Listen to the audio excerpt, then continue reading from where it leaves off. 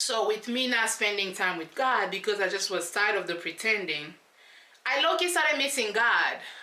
Because my being, my spirit would yearn for God. But I didn't know how to just be with God and be real with God, because it's like if I'm real, then I'm finna be in hell. You know that feeling you get when you haven't spent time with God? You kind of feel like just something is off, that something is just like a little, I'm not really sure what's going on. Sometimes that feeling is not condemnation. It really is just you missing home.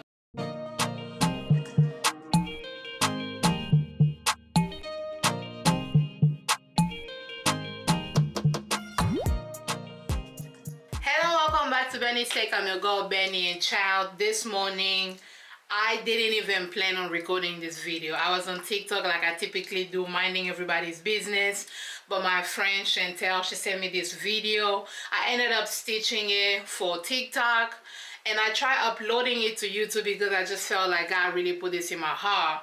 But like YouTube was trying to be a hater, I uploaded the video and it was so grainy, it just was not giving what it was supposed to give. So now I set up my professional camera just to record this real quick for you guys to have it. Now, if you haven't subscribed, please go ahead and subscribe, turn on the notification bell so that you always know when I upload. Be sure to check out the description box so that you can know all of the ways that you can support me. We have the Afrobeats dance class coming up in like 2 weeks. Yeah, pull up on the kid. It's gonna be a good time. We're gonna be dancing, we're gonna have beverages. It's gonna do all of those things. The video that I'm gonna be reacting to is by this lady. Her name is Vanity Rodriguez on TikTok. She does a lot of faith talk. She does a lot of growing your relationship with Christ, which is a journey that I've been on in like forever. If you've been on my channel for a minute, then you know I have been on my journey to deepen my relationship with God for a minute, and I have other videos that relates to that, which I'll leave somewhere up here for you to check out. Anyway, I'm just gonna play this video and we're just gonna go ahead, and talk about it. I'm not trying to edit this more than it has to be, so let's just go ahead and do it. That I'm bringing this sense of abandonment that I have into my relationship with God. It's a very, if I don't, you won't type of mentality. If I don't tithe, you won't take care of me financially. If I don't read my Bible every day, you won't talk to me anymore. If I don't pray on it or ask you first, you won't bless me with anything. And so on and so on.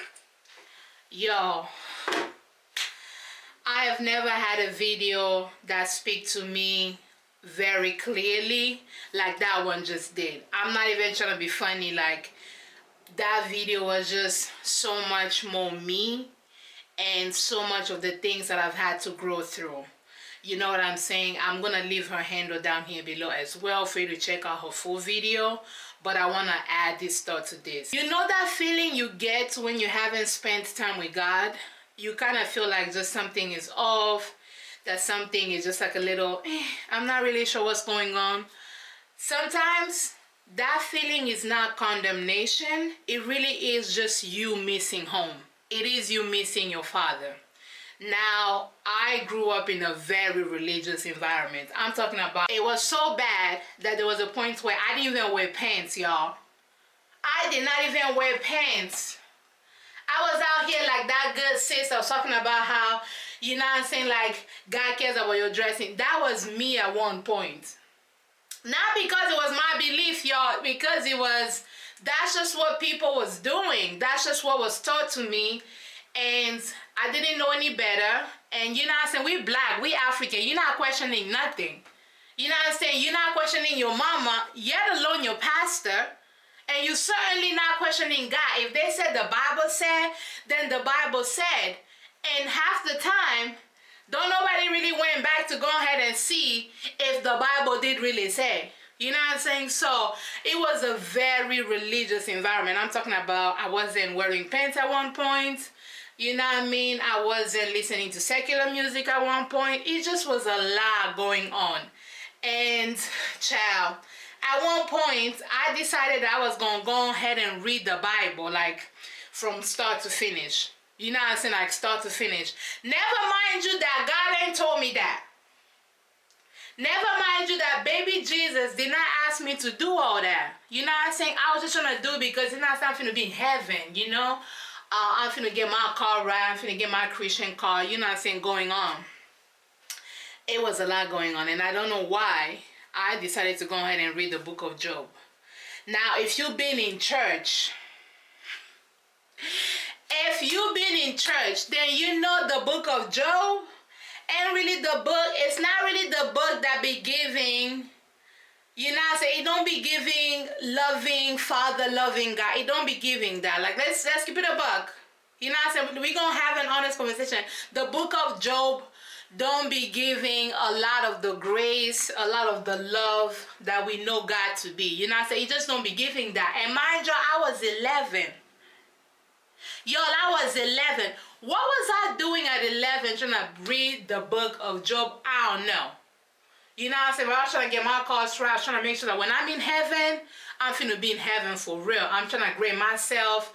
You know what I'm saying? I read my Bible. I read, you know, the full Bible, the full book. You know, I was out here taking my notes. I was praying. You know, the only thing I really did was that the whole speaking in tongues. I tried, y'all, but it just was never, it never caught on.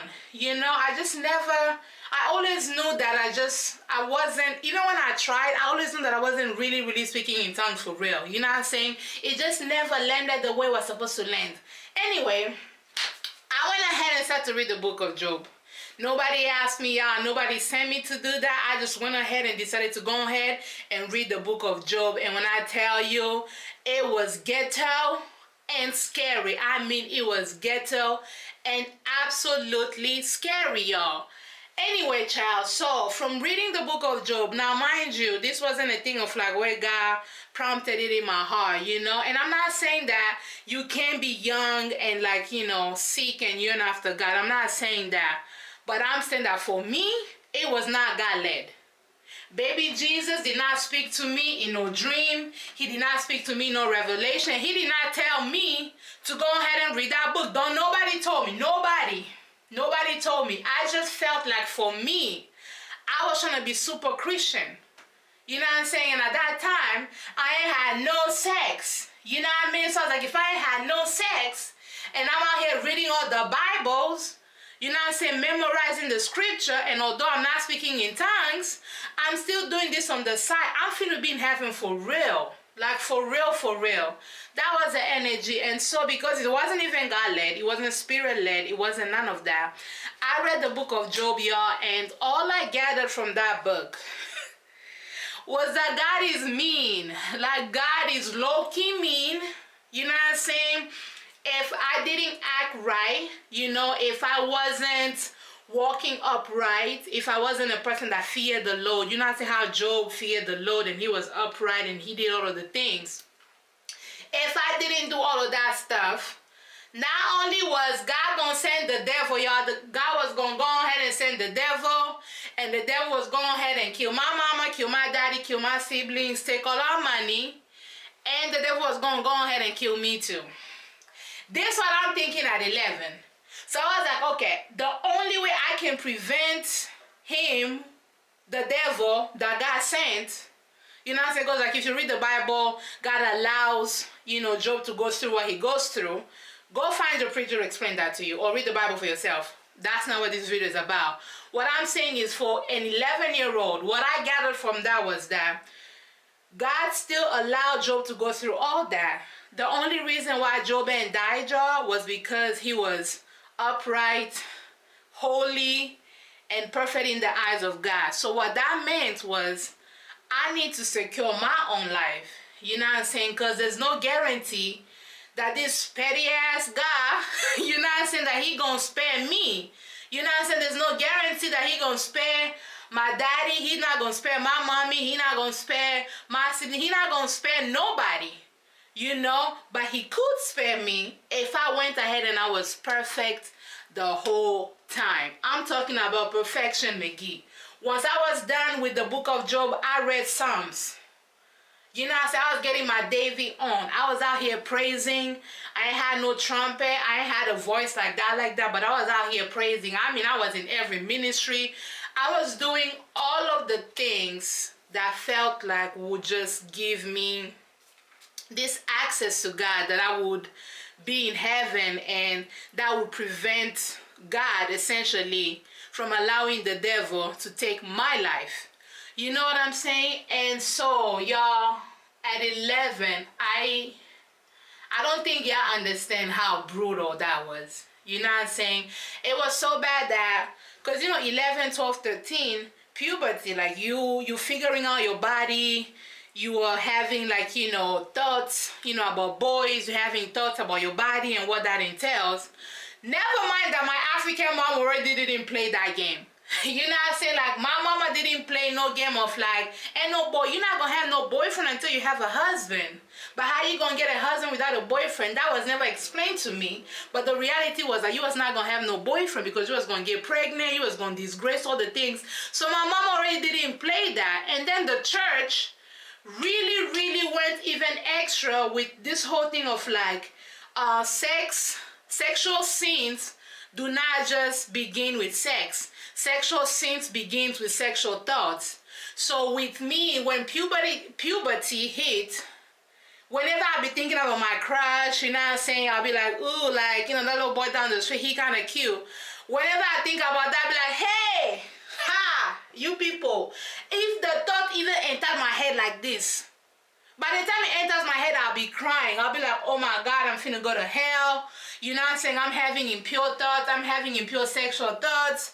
Next thing I know, God gonna go ahead and send the devil. The devil gonna kill my mama. He gonna kill my daddy. He gonna kill my siblings. He gonna take everything we have. And now, my own life might not be the way that it needs to be because, again, I'm not upright because I'm thinking about sex, y'all. I ain't had no sex, but I was thinking about sex. It was a lot. It was a lot going on. It was a lot going on. It was a lot going on. When I tell you it was a lot going on, I mean it was a lot going on. But for the longest, that was my understanding of Christ. Now, once I matured from that 11 years old, I understood that maybe it wasn't going to be as drastic as that. But like deep down, a part of me was just kind of like, yo, God has an anger that I cannot predict. His anger, his wrath is so unpredictable, Never mind that even with the New Testament, they speak about redemption. They speak about Christ, coming to atone for our sins and doing all of those things. For me, I still felt like I still had to earn, I still had to do all these things to earn because low-key, if I didn't do what I needed to do, God was going to punish me. Now, he may not have punished me the same way he punished Job or allowed the enemy to come and Job all crazy, but there still was going to be a punishment. And that stayed with me, y'all. Comment down below. Has that been your journey? Because I cannot be the only one, y'all. Like, that was a lot. That was a lot. Hold on, my nose is... I don't know why my nose is running a little bit, but that was a lot. It was a lot going on. It really was a lot going on, and so I carried that into my adulthood. Like, or late teens, like I'm 16, I'm 17. That was always the thought process that I had. Until one day, I was just kind of like, you know what? No. And it wasn't a surrender of like, God, met me in my darkest place. God revealed myself who he was. It wasn't that. It genuinely was that I give up. Like, I give up. I cannot keep up because it was a lot. Like, it was just so, it was a bondage that I cannot explain. It just was this thing that was just like almost sit on your chest, and I'll make myself feel responsible for all of the bad things that would happen to me or to our family, and I'll feel like it's because I thought bad things, or it's because that I gossip, or it's because that I didn't live upright, that all these things were happening. Like, I blame myself for a lot of things. You know what I'm saying? And at one point I was just kind of like, you know what? Like, I just stopped. And I was like, if the condition, if the consequence of all these things is that we're going to go ahead and go to hell, and I look around, if I'm being honest, around me, everybody was going to go ahead and go to hell. Except my mama. I knew my mama wasn't going to go ahead and go to hell, because one thing about her, she was like, everybody is a witch. Everybody's a witch. Everything is a witch. And I'll be like, how you know that God told her? So I was like, okay, maybe my mama not going to go to hell, but my daddy finna be there. And my siblings, I knew what they was doing. I knew for sure they too was going to be in hell.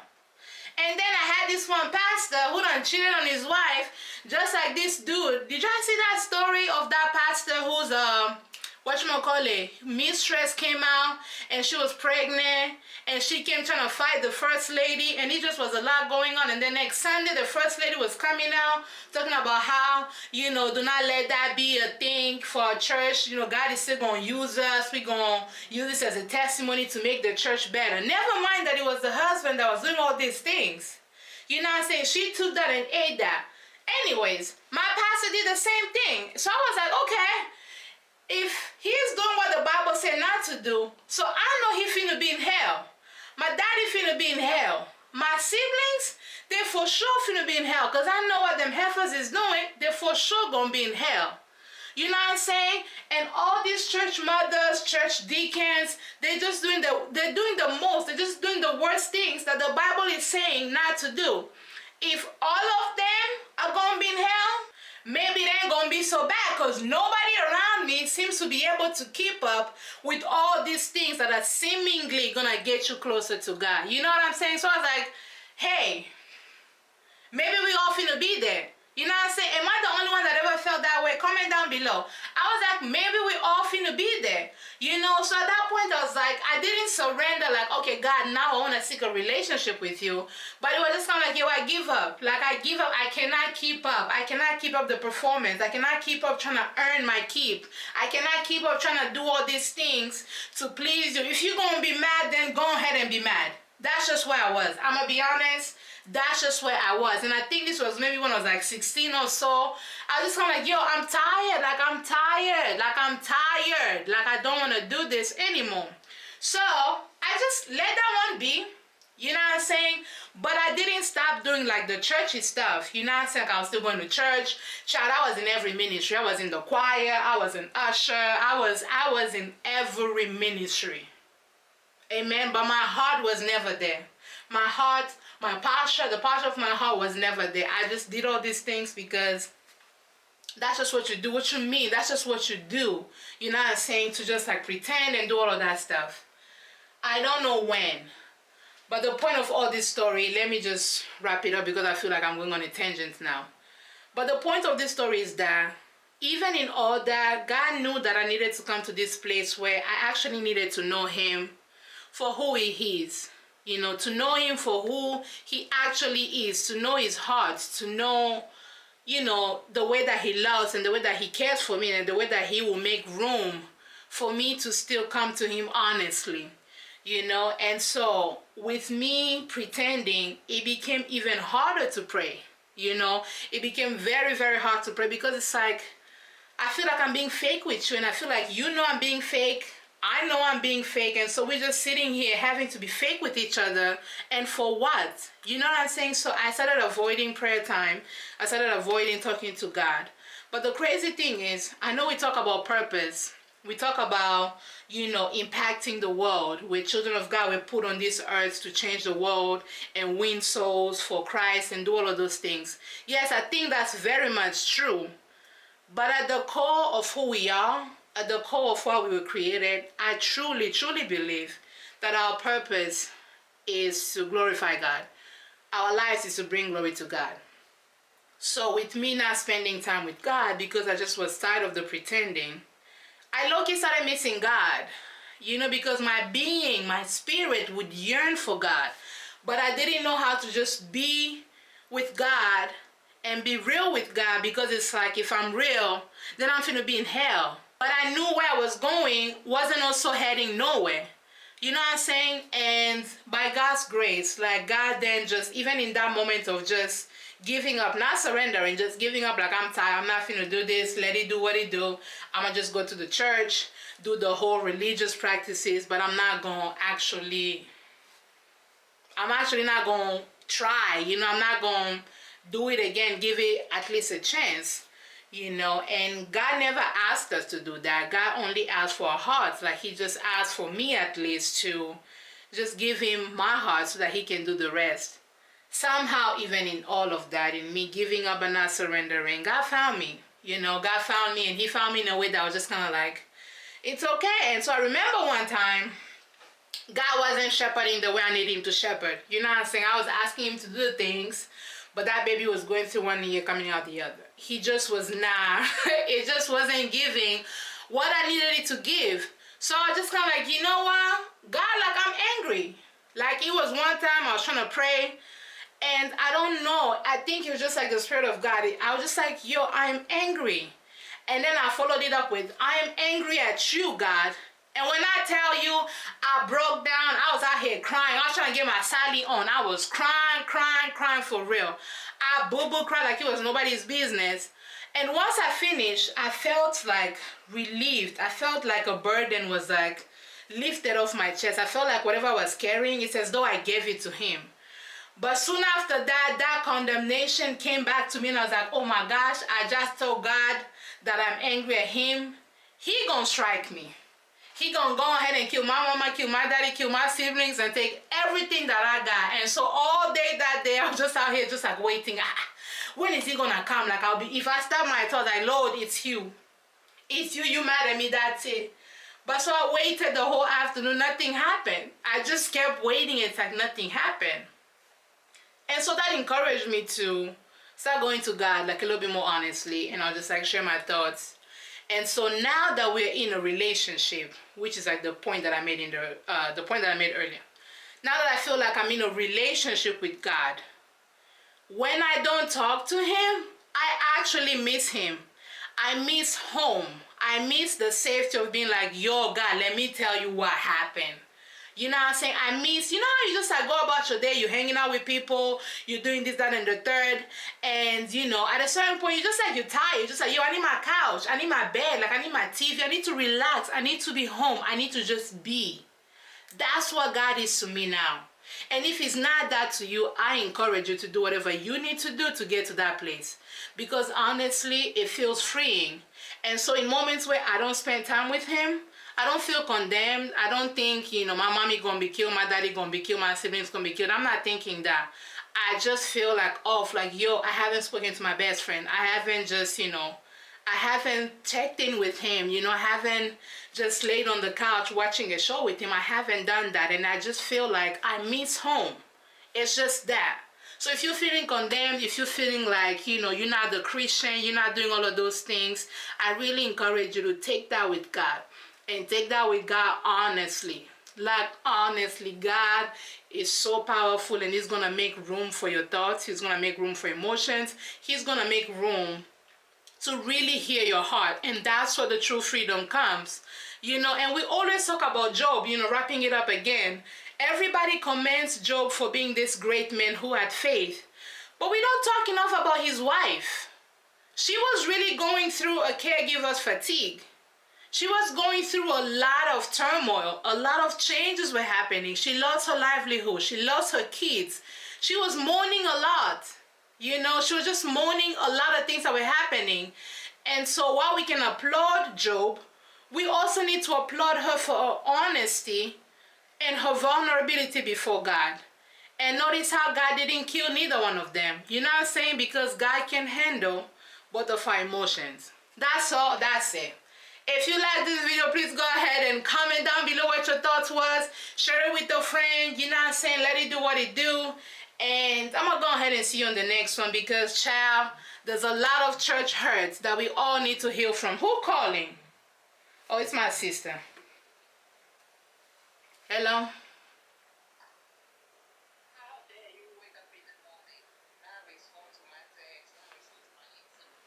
And it's almost noon.